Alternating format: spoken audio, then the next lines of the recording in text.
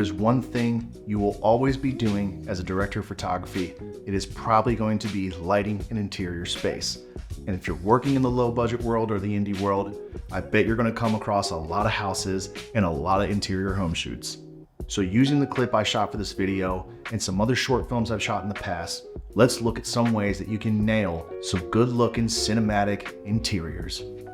Here in my living room with our lovely model Vinny, a good buddy and trusted filmmaking collaborator.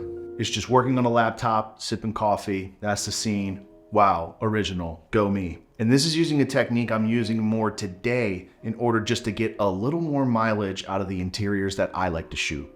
The scene itself is being naturally lit by the window. We have an awning on my outside patio, which is acting as pretty much a flag, essentially stopping a lot of the sunlight coming through so we're not getting laser beamed by the sun.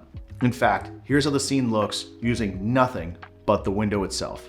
Now let's apply the actual technique while following two rules that I set for this scene setup. 1, lighting will be coming from one direction and one direction only. This is how I'm going to make sure I control a sense of mood, control my shadows, and also hit the tonality I want to hit. No edge lights, no extra fill lights, no crazy bounces or specular highlights, no. We're keeping this simple and moody, baby. And rule 2 is that my light will have 2 layers of diffusion. So I took my 300X, put it outside, slapped on the Light Dome Mini 2. I wish I had the bigger one, but I don't, sorry. Put the light to about 90% and fired it through the window. Granted, the natural light looks pretty good and you can get away with that easily. So why even go through the trouble of actually putting a light outside? 2 reasons. 1, it's to get more longevity out of your set. Because we have a semi-powerful light outside, we're not as much of a victim of what happens to the sun throughout the day. Because if we didn't have that light and we were just working with the sun and a cloud rolls through or the sun starts to go behind a building in the distance, we have lost our key light and we are rearranging things now in order to get the set back to where we want it to be and how we want it to look. By having this simple light up there, if the sun were to change, we're able to maintain the overall look still, and there's only minor differences in the images that's truly happening. We still have a key light on our subject and we can still drive on. And 2, we are amplifying the source that's already there so that we have the flexibility in post and just get a little more out of the image. Lift the shadows a little bit, let the face pop a little. Because you're not gonna work with a director who is always keen on using just natural light and moody, broody looks all the time. Sometimes they just need a little bit more, and this is an easy, simple, effective way to meet that middle ground. But as we've talked in comments before on past videos about lighting, your interior and your actual set dressing itself does matter. The fact that my walls are white does matter. The fact that Vinny is wearing the shirt he's wearing does matter when it comes to the way color pops in the scene, the way the color grade ends up, and the way shadows are either being lifted or muted. Remember kids, cinematography is a group effort. It doesn't stop at lensing and lighting. Now with 300X, these light domes, these spotlights, they're pretty pricey. So let's look at a scene that I talked about before, but I want to bring it up again because it is cheap. And that's the interiors for my short film, The Gray Sea. I have talked about this spotlight trick on my 300X for like multiple videos now. I pray by this technique. I love it to bits, but you can achieve it with cheaper lights. The 300X is like over $1,000. The spotlight is like $500. But the light we used in what I consider to be one of my favorite short films I made ever is not even a fraction of the cost. It's an Amaran 60X that we are just firing into the corner of the wall in order to get a wrap around the subject, separate them from the background a little, get a small little wrap, get a little bit of edge. All these just very minute little boosts in detail to elevate this natural light look. Elevate, amplify, augment, whatever you want to say. That's the freaking theme of today. Yes, it was on a Cooke lens, but the Cooke lenses are not going to be the reason your light is shaped the way you want it to be shaped. And it should give you the confidence that you can pull off a great looking image without thousands of dollars being poured into your personal G&E. Third setup I want to talk about is from a short film that will, unfortunately, it will never see the light of day. But I can show you some clips here so you can see how we shot it at least, because I think it's worthwhile.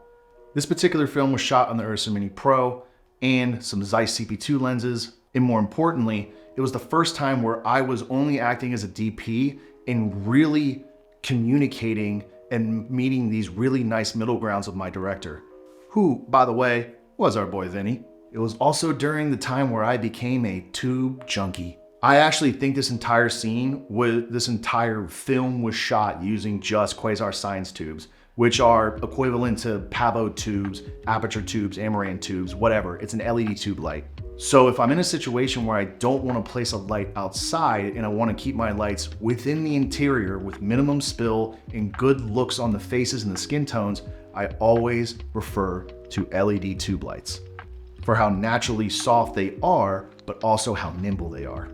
Take this scene in the bedroom where we're using a practical to set the mood of the space.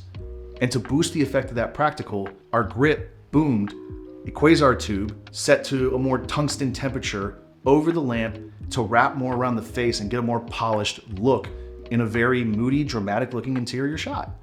And it's honestly my favorite look in the entire film. This film, I wasn't the director and I was the DP, and yes, I have my opinions, but I talked to my director, we talked about the story and the look that he was going for, and we happily met a middleman of where I can still do my job as a DP, but elevate my style in order to meet the needs of the director. Remember that, DPs, it's a director's ship. And lastly, and it wouldn't be a 6-shot video with Davis unless I said, just shoot next to a damn window. Look at, like, even with these shots with Vinny, this is just using window light in 2 separate rooms in the house. And because of the direction of the sun, you get dramatically different looks from either room. And quite frankly, there are still leading DPs in the industry that are just shooting with natural light because it is a look, it is a style, and damn it, it works. But only if it's appropriate for the project you're doing. I also find shooting with just natural light from a window to also be the best way to get that more moody, broody, dark kind of look to the film. Not so much in this shot where the light is literally beaming through the freaking windows and it's bouncing everywhere because we're in an all white room, but rather the other room where I'm on the other side of the house. The sun's not coming through this window. Therefore, we get deeper shadows, we get a more selective pocket of natural light coming through. And I also find natural light gets me these very rich blues and rich skin tones when it's time to color grade. And I'm not gonna beat a dead horse like I probably already have or have in a ton of videos before, but I do love me the natural light look. But I'd be remiss in saying that although I do love the natural light look, I find so much value in shots like the first scene with Vinny, where we are using just a little bit of power from our lights to boost the capabilities of what natural light can do, or in other scenes I've done in other short films where we are thinking, how can we use gear to augment the natural light that is happening in order to more refine, perfect, and get some longevity out of the dramatic interiors that we are trying to shoot for our films. And something I really want you to take away from these shots I did with Vinny for this video in particular, yeah, there is other stuff I would do to perfect this look. I could ND the windows to control the highlights outside. I could get some negative fill in there to kind of help shape that shadow more. Or I could really do some set dressing to make the set look exactly like I want. But the fact something is I wanted to shoot something on a whim so that we can keep portraying this idea that you can just get out there and practice. Do not let a lack of resources be the reason that you can't practice cinematography. Because believe it or not, cinematography is a perishable skill. The less you do it, the more dull that edge is going to get. And we're all about honing the technique here. When it comes to shooting things like this and practicing your ability as a DP or a filmmaker, seek improvement, not perfection. Now, real quick, I want to thank everyone who has subscribed, watched, liked, or disliked anything on this channel because, mama, we made it. This channel,